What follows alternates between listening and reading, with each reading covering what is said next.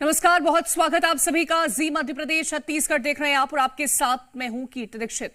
छत्तीसगढ़ में त्रिस्तरीय पंचायत चुनाव जारी है और दूसरे चरण के लिए वोटिंग हो रही है। मतदान को लेकर के लोगों में उत्साह है और सुबह से लोगों की लाइन भी लगी है। 43 विकास खंडों में आज मतदान हो रहा है तो गांव की सरकार आज चुनी जा रही है। आपको बता दें कि दूसरे चरण का आज मतदान जारी है और कल चुनावी नतीजे दूसरे चरण को लेकर के आएंगे। आपको हम ये 10 तस्वीरें दिखा रहे हैं। रायपुर, जगदलपुर, पेंड्रा, बालोद, सरगुजा, इसी के साथ ही आपको धमतरी, कोंडागांव, कांकेर, महासमुंद और बीजापुर की तस्वीरें दिखा रहे हैं, जहां पर सर सुबह से ही लोग लाइनों में लगे हैं। 43 विकास खंडों में आज मतदान हो रहा है और दोपहर 3 बजे तक इसी तरह से ये मतदान की प्रक्रिया जारी रहने वाली है। तो ये 5 और तस्वीरें हैं दुर्ग, कांकेर, कोरबा, बलरामपुर और पेंड्रा की, जहां पर मतदान के लिए सुबह से ही गांव की जनता जो है वो पहुंच रही है, क्योंकि गांव की सरकार चुनने के लिए आज दूसरे चरण का मतदान जारी है। तो ये 5 तस्वीरें दुर्ग, कांकेर, कोरबा, बलरामपुर, पेंड्रा की हैं और आपको बता दें कि किस तरह से सुबह से ये चुनाव चल रहा है और कैसी वहां पर तस्वीरें हैं, ये भी जानने की कोशिश करेंगे। हमारे संवाददाता सतीश तंबोली कवर्धा से जुड़ गए हैं, हितेश शर्मा दुर्ग से हैं और दुर्गेश सिंह बिसेन हमारे साथ पेंड्रा से जुड़ गए हैं। सबसे पहले सतीश, आपका रुख करना चाहूंगी क्योंकि अब मात्र 1.5 घंटे का वक्त बचा हुआ है। सुबह से ही लोग लाइनों में लगे हुए थे, अभी क्या तस्वीरें हैं, कितनी संख्या में वहां पर लोग मौजूद हैं?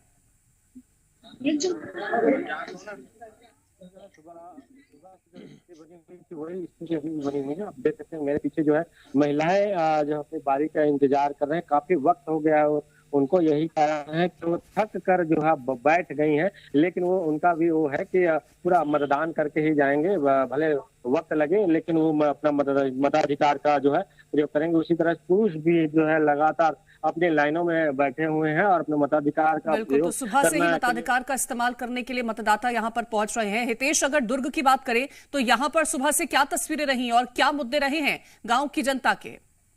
जी देखिए, बिल्कुल आपको बता दूं, दुर्ग में 12 बजे तक लगभग 32% का मतदान हो चुका है और इस समय मैं जहां खड़ा हूं वो छत्तीसगढ़ के पूर्व मुख्यमंत्री भूपेश बघेल जो है उनका ये बूथ है।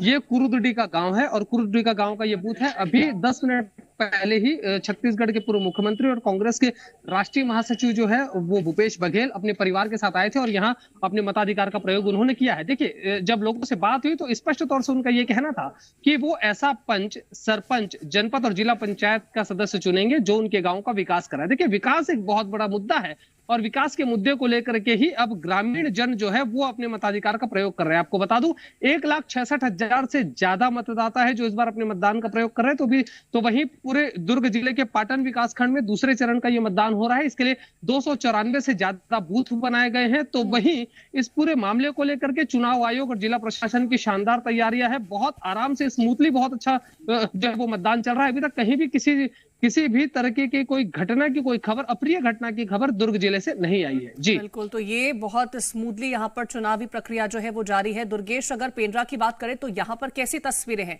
और कितनी संख्या में सुबह से लोग पहुंचे यहाँ पर मताधिकार का इस्तेमाल करने के लिए?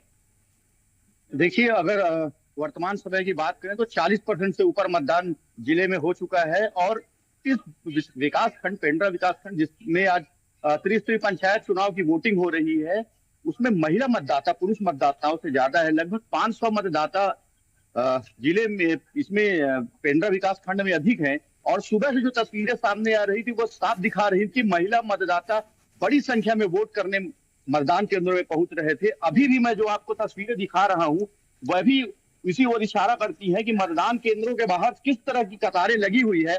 और देखिए, जो वोटर है वो लगातार मतदान, अपने मत का उपयोग कर रहे हैं। कुछ महिला मतदाता जिन्होंने अभी अभी अपना वोट कास्ट किया है, मैं उनसे बात करता हूं कि क्या देखकर उन्होंने वोट कास्ट किया। आपने अभी वोट डाला जी, क्या था आपके दिमाग में, क्या सोचकर आपने वोट किया? यही हमारे गांव का विकास करना, जो समस्याएं है उनका निवारण करना, बस यही था हमारा उद्देश्य। बिजली, पानी, सड़क, क्या है? आपने क्या सोचा कि अब नए सरपंच, नए सरपंच से क्या चाहती है? हर समस्याएं है उनका सुलझाएं, अच्छे से निवारण हो, बस यही है।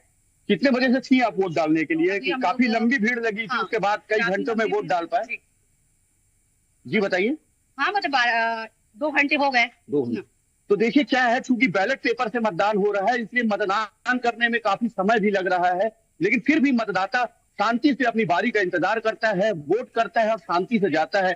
चूंकि ईवीएम से मतदान नहीं है इसलिए समय थोड़ा ज्यादा लग रहा है, विलंब हो रहा है, लेकिन मतदाता फिर भी वोट करने के लिए आया हुआ सुबह से ही जागरूक है। मतदाता मतदान करने के लिए यहां पर पहुंच रहे हैं। बहुत शुक्रिया आप सभी का तमाम जानकारी और तस्वीरें दिखाने के लिए। और बीजापुर के नक्सल प्रभावित इलाकों के वोटर्स मतदान के लिए पहुंच रहे हैं, जिनमें मतदान को लेकर खासा उत्साह देखने को मिला। बता दें कि पुजारी कांकेर इलाके में जवानों ने 18 नक्सलियों को मार गिराया था। अब उस इलाके के वोटर्स बेखौफ होकर के अपने मताधिकार का प्रयोग कर रहे हैं। दरअसल नक्सलियों के डर से ग्रामीण पहले चुनाव का बहिष्कार कर देते थे।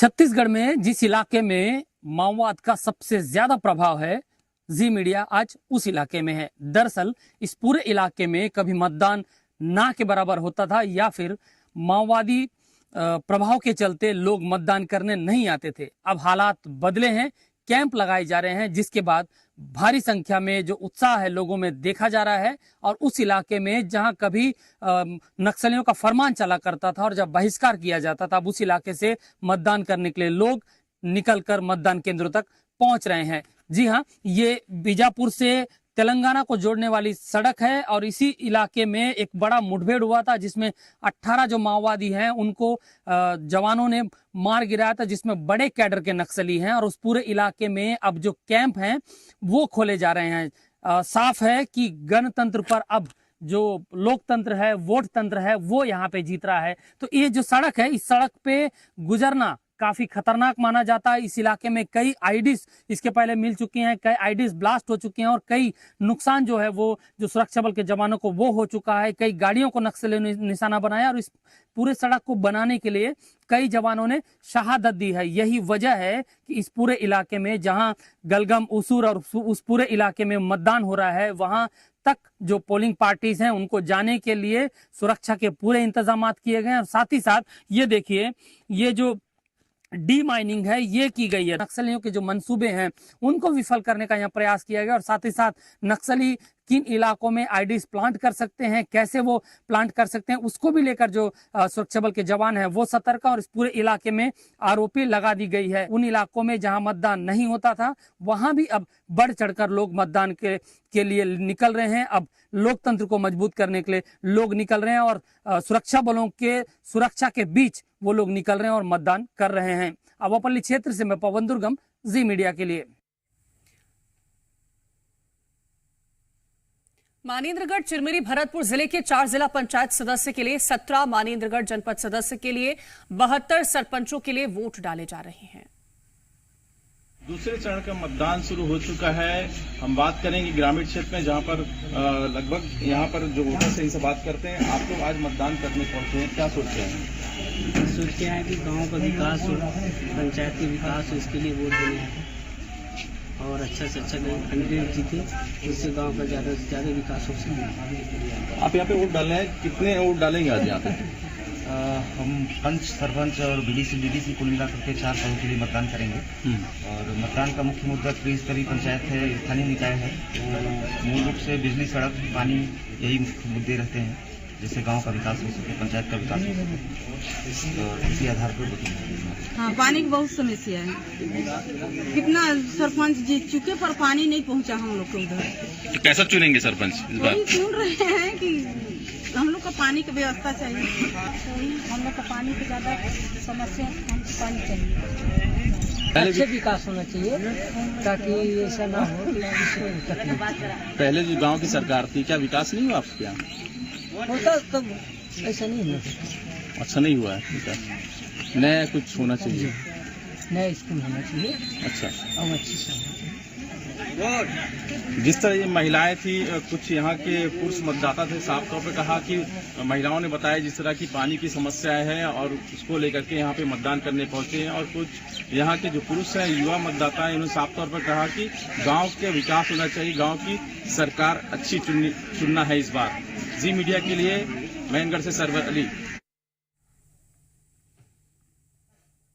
और वहीं पेंड्रा में भी मतदान जारी है, जहां कड़ी सुरक्षा के बीच वोट डाले जा रहे हैं।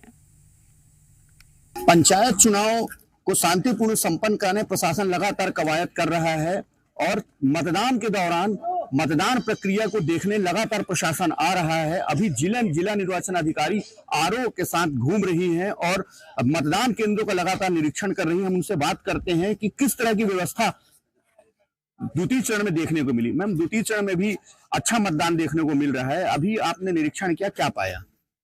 देखिए, जितने भी मतदान केंद्रों का अभी हमने निरीक्षण किया है, वहाँ महिला पुरुष दोनों की संख्या हमको बराबर देखने को मिल रही है। लोगों में उत्साह है अपने मताधिकार का प्रयोग करने को लेकर।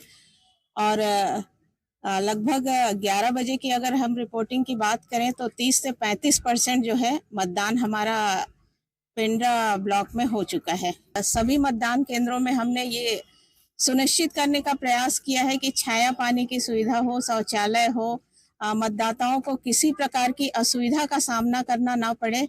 और महिलाओं के लिए खास तौर से हमने महिला समूह के माध्यम से मतदाता जागरूकता कार्यक्रम चलाया था, तो उसी के तहत महिलाओं।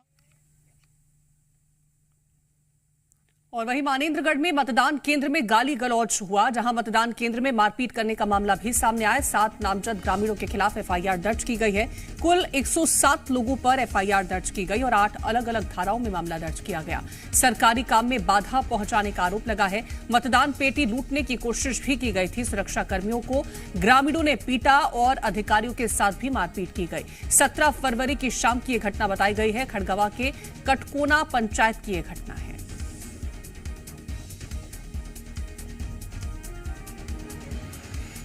और वहीं जशपुर से जानकारी, जहां निर्वाचन कार्य में लापरवाही भारी पड़ी है। लापरवाही बरतने वाले 3 कर्मचारियों को निलंबित किया गया।